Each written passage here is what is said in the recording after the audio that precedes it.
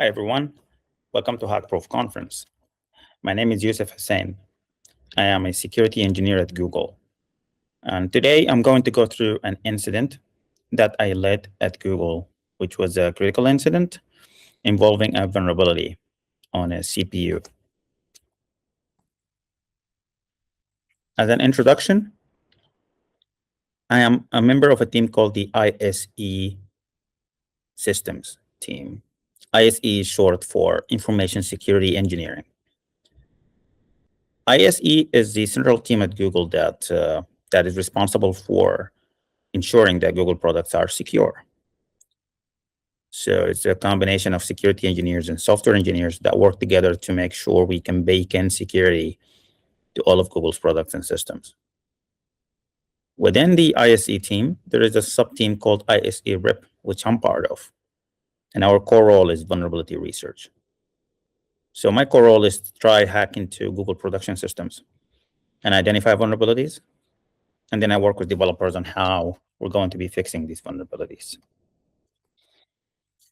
In the traditional model that we'd been following, I would read design docs, architecture, documentations, and code of a system, try to identify security flaws, and then I try to go live and hack into it to basically make sure that, hey, this system is actually vulnerable to something, reproduce the vulnerability, exploit it, and then try to come up with a fix.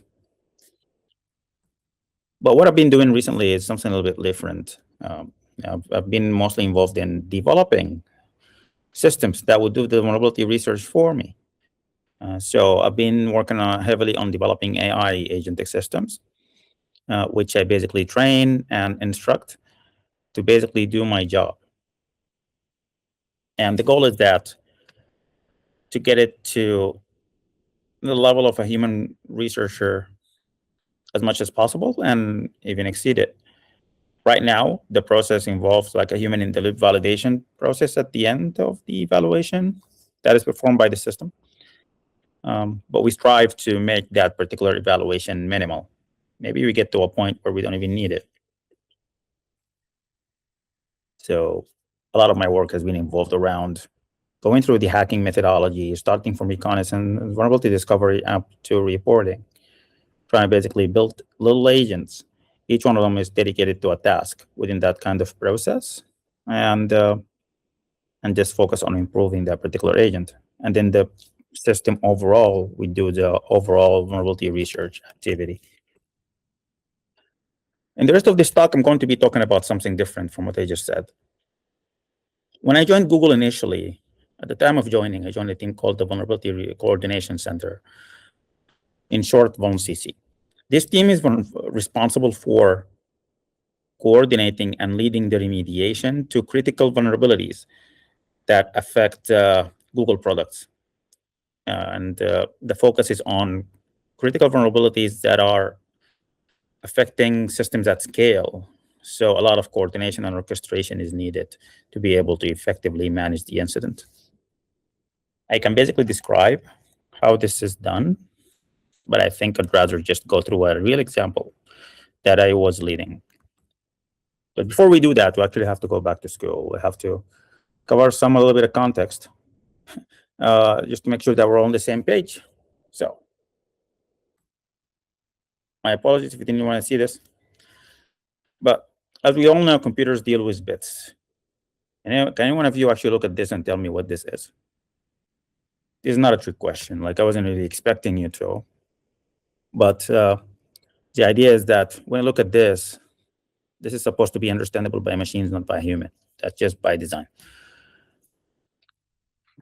Now, as you know, that computers store data in the form of bits and also transmit them in the form of bits. So everything within the computer is really just a series of bits, ones and zeros. And then when the computer performs computations, essentially what it does, it will be moving some bits from some little boxes to others. These are called registers. And then if you go up one level of abstraction, you look at something like this. The first time I was talking to a friend who was a computer scientist, and he said, well, you don't have to worry about reading these bits. You can just read this, which is basically representing these bits. I was like, well, that didn't really help me much. And also, I'm not exactly sure. A lot of people had the assembly language class as their favorite class back at uni. But if you look at this, basically, it's a move instruction, which basically means move something. And then the instruction has operand, which is the source and destination. EAX and EBX, these are basically two registers. So the move instruction is basically saying move something from here to there. And then you've got another instruction called move SB. This one is a little bit interesting. It's also a move. It's not actually showing you what it's moving, like, I mean, where it's moving something from and where is it moving it to. The reason is that this is a special instruction, which implicitly defines the source and the destination. So there is a little bit of work like this that happens behind the scenes to set that up. But there is also this rep. Rep basically is short for repeat. It basically means run the instruction twice. That's what it tells the machine. When you give that instruction to the machine, you're telling it to do it more than once. So what happens if I tell the machine rep, rep, or rep, rep, rep? Turns out what happens is that it's actually it's an incorrect instruction, but it wouldn't really cause a problem. Simply, you would just ignore that. So you can add this kind of prefix to the instruction. It wouldn't really affect anything. There are two features I want to cover very quickly: ERMS and FSRM. These features are pretty much identical CPU features that basically make the CPU a little bit more efficient, so leading to these CPUs being much cheaper.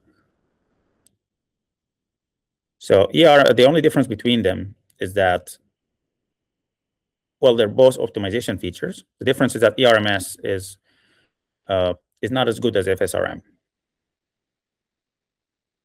When it performs an optimization on CPU operations, if the data that it's dealing with is under 128 byte, there is a little bit of an overhead, a little bit of setup that happens behind the scenes. If the data is under 128 bytes, then that overhead already overweights the benefit, so it's not really helping much. That's what FSRM does. It addresses that problem, so it doesn't matter what the data size is. It always makes the CPU more efficient. So we've got 3 bits, which basically means the source and the destination. Well, each one of them is 3 bits. 2 to the third, that means 8. So you can basically address 8 different registers at the same time. But that's on 32-bit machines. But what happens to the 64-bit kind of modern machines? How do we actually address 16? They did a little bit of a hack. Instead of basically having to change the language or anything, or making the source and destination, definitionally bigger, they basically did a little bit of a hack, which is kind of like a prefix that could be ignored. However, what the instruction does, it basically borrows 1 bit from it. So now we have 2 to the 4, which basically means you can address 16 registers. It's kind of the way it works. One little piece of info is this one, this logo. Anybody knows what this logo is?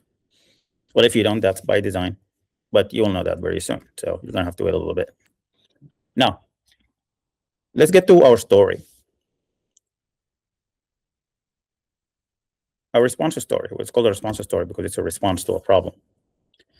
Fuzzing. So as a lot of you already know, fuzzing basically is you've got a system that takes input. You can give it a whole lot of random input, and then you see how it behaves to the different inputs that you give it. And then if it behaves differently, that could suggest there is a reliability problem or sometimes a severe security problem. So security researchers at Google do a whole lot of fuzzing, and then they follow a whole lot of different techniques.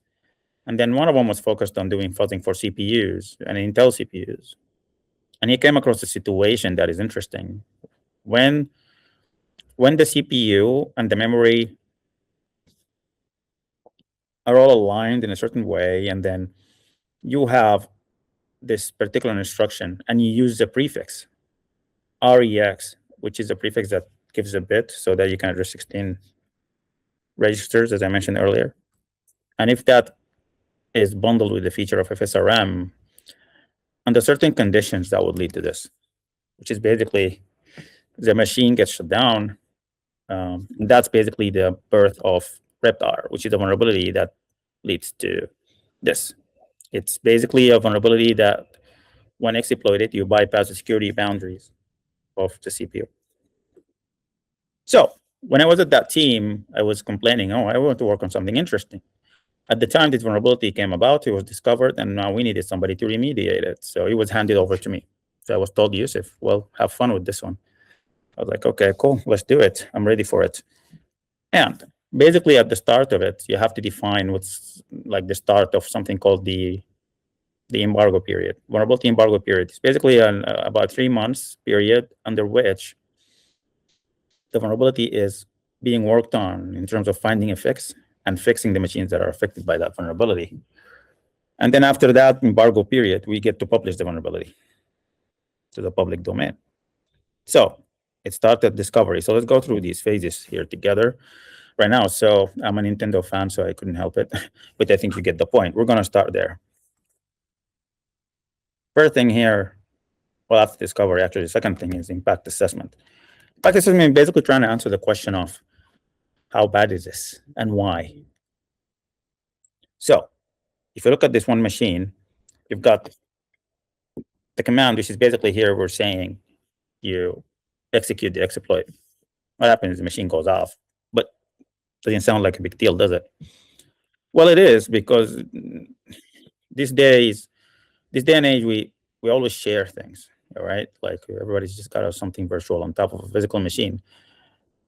You've got a brother and sister running on a machine, and they have each virtual machine, and one of them could actually shut the underlying physical machine. Then that's a problem for everybody else on that machine, including their sister, right? It's kind of the idea. Like if you think if they're in a product or anything like that, you can think of that as significant. That could be vulnerable to something like this. Or probably something like cloud technologies, Google Cloud.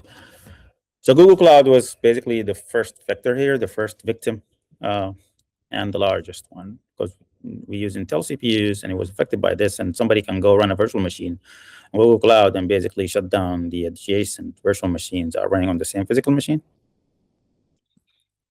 Looks like this. An attacker would run a virtual machine, run the Reptar exploit, other victim virtual machine at the same physical host would go down. So basically causing a massive denial of service. This one, which is the thing that I mentioned earlier. But a little bit of a history. Back in 2003, Google thought, well, we need to work a little bit smarter. We need to be more efficient. We can't just give everybody on every team just their own machine to basically just own it and run things. We have to kind of share these machines in a way that we can basically utilize these resources a lot more efficiently. So we could virtualize these systems. We can break them down into logical subsystems, and then we share them together. And that was basically the birth of a system called Borg. And later on, long time after that, something very, very similar and identical to it came about to the public domain. You might have already guessed what it is. It's Kubernetes, and that's basically how Kubernetes was born. But until today, we use Borg at Google. We use Borg everywhere at Google. And as you might have already guessed, it's shared, so it is affected by this. And they, of course, they run Intel CPUs. So imagine like the system that basically manages software deployment and workloads across Google and all of its data centers around the globe. But is that all? Like, is that the only thing that we need to worry about? Well, that's only one side of the coin. It's the other side of the coin, which is pretty significant too, I guess, I would bet, which is the client machines. So we also thought, okay, are we affecting client machines by this? And now if you think about it, so this is Chrome OS. Like we don't really get to share a lot when it comes to like laptops and things like that. So why is it a problem? It's just seems like merely just a convenience problem, right? Well, maybe. But then when we reported the vulnerability to Intel during the embargo period, Intel has the ability to basically look inside that black box of a CPU because it's theirs. When they studied the vulnerability a little bit further, they figured out that you could actually perform a privilege escalation, which makes it a whole lot more interesting and nice, right? Now that makes it a whole lot relevant for clients, because imagine if you could just privilege escalate in client machines. Like if somebody has a browser session to your server, and then you can basically just exploit that machine and do privilege escalation, and then you own that machine and do whatever you want. That's could be pretty bad. So the next thing in the impact assessment we had to do was basically figuring out the impact radius, like how are we affected, like number of machines, where are they in the US, in London? Well, so we had to basically do the select count across all of these products that I just mentioned to figure out how much are we affected. So we got these numbers, but then is that it? Okay, we got the systems. Well, we're gonna have to fix this, right? We can't just know the numbers and just wait for all of them and just cry because they're attacked, right? So we could wait for the vendor. As you might know, like vendors not always perfect when it comes to addressing vulnerabilities or as quick as you might like. The other option is trying to fix it ourselves. So somebody came up with this kind of interesting idea. Maybe if you guessed what that idea is, I'm super impressed. But chicken and bits. So it turns out that in Intel CPUs, when they introduce a new feature, like the FSRM feature, they have something called the chicken bit, which is kind of like a little switch that you can enable and disable that particular feature. I think it's called the chicken bit because if you're scared of the feature, you can then chicken out of it, something like that. So the solution was, how about we just disable the FSRM feature because it was a requirement for that vulnerability to be exploitable. Well, we tested it and it worked, but there was one problem. Can you guess what the problem is? It was an optimization feature.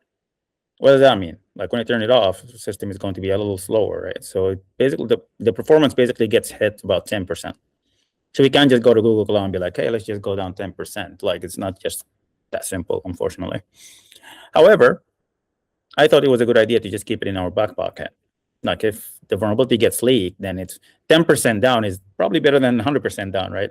So we kept it, and then the vendor, fortunately, they actually came up with a solution that fixes the vulnerability without any performance impact.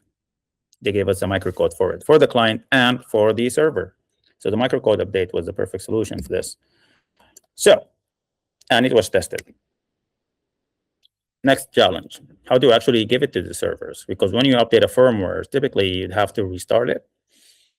But that's going to be a whole lot of work. Like we have a short time period, and we're going to have to kind of bug these, users of these machines by having to sometimes maybe restart and then having some form of an effect. Is there a way we can actually do it a little bit smoother? That's what takes us to this hot load idea. Because technically, the computer has persistent storage where it has the vulnerable code. And then when it powers on, that vulnerable code is in memory running, right? How about we just don't actually touch the firmware, just change things in memory? So when the machine is off, you've got something in persistent storage, it goes to memory, the machine is on, and everything is fine. You have a vulnerability in persistent storage, it's also in memory.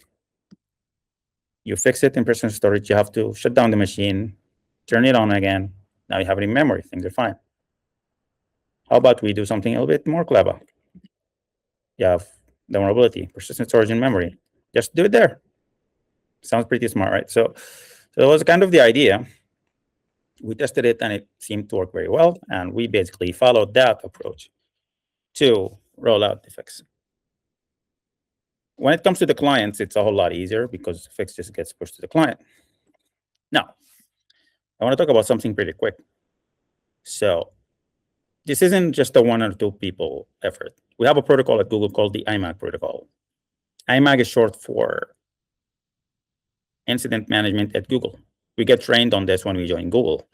So we get to understand and learn how we follow a certain set of protocols so we can effectively manage a large incident. Now at Google, you don't have to be hacked to say, hey, we declare an incident. Like if we have a vulnerability like this, that's already an incident, even before somebody uses it against us in an attack. So one of the core elements of the IMAG protocol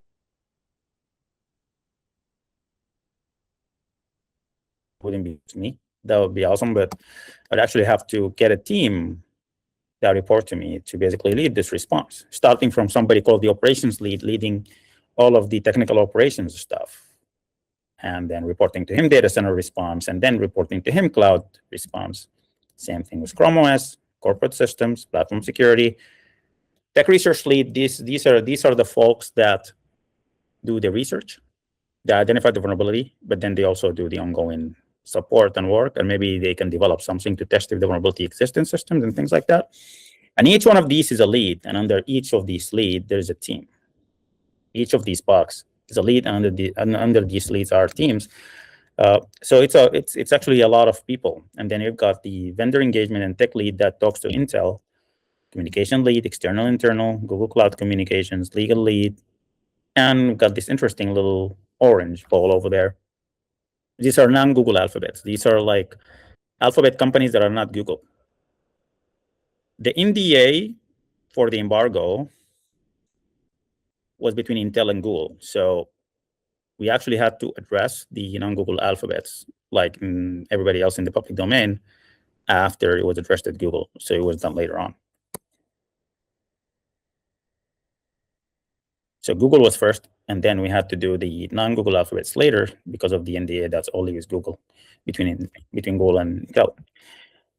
So now that we fixed it, now we have to disclose it so everybody else can fix their stuff against this vulnerability, including non-Google alphabets. So there's like a publication called the Security Bulletin that we use for this. And this is where we basically make a publication that says, this is a vulnerability, this is the impact, and here are the things that you need to do if you need to do something. In the case of things like Google Cloud, you don't really have to do much because it's already fixed internally. So we just tell you, hey, we're a vulnerability, but hey, don't worry, there's good news. We've already fixed it for you, so you're done. But we still have to make that publication. Now, we're done. So I'm happy. I finished the response. We can celebrate, and I can actually go on vacation and take a rest. But something I want to mention. That research team developed a small tool called the Icebreak tool. The Icebreak tool is a tool that anybody can run on any system to test if they're vulnerable to that vulnerability. And if you're familiar with Google Cloud, it has something called Cloud Shell, which is like an interactive environment through which you can interact with your cloud environment with the command line interface. So after all of this is done, somebody sent us this from the public. Just heard about Reptar. I tried running the Icebreak tool on Cloud Shell, and it worked. So we were like, what? Yeah, I was just about like go on holiday. I was like, just when I thought it was over, it turns out it wasn't. And then I was like, oh, what happened here? Like, it's not fixed in cloud. All of this effort, like, what the heck? What have we been doing? And then we actually looked into this a little bit further, and turns out that it's not as bad as it seems. The Icebreak tool had a bug. So yeah, we had to fix the bugs in the Icebreak tool that basically tells you if you're vulnerable to the vulnerability. So things were fine. And then I could go on holiday. So what did we learn? I personally learned a lot because it was my first like incident leadership of this size and type. I was also new to Google, so I learned a lot of things. But one of the things I did learn in terms of progress of this incident is that following the IMAC protocol was super important, because you don't want to panic during big incidents like this, and then you can't actually make the right judgment. You have to actually follow a set of protocols so you can focus on the analytical work without panicking at all. What can we do better? We can actually always improve the communication. When it comes to automation, can we automate? Certainly. And I'll talk a little bit about this in a little bit. Are we prepared for the next one? I do believe so. But it's always a lot of work, and it's always interesting, so we can minimize that a little bit. This effort basically led to a little project I worked on, which is called the Google CPU Response Toolkit Automation. The Google CPU Response Toolkit is a toolkit that I developed that basically helps automate the different parts of the response, basically bootstraps it, creates the artifacts and remediation plan and things like that, so that the incident commander and his team can focus on things that need human attention, and then other things are automated.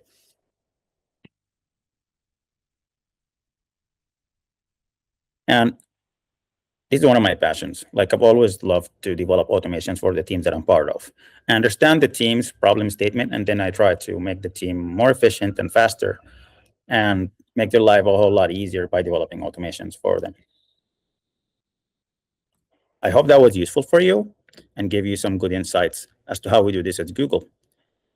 If you want to connect with me or reach out, I'm blackhat@google.com. Thank you so much. Enjoy the rest of the conference.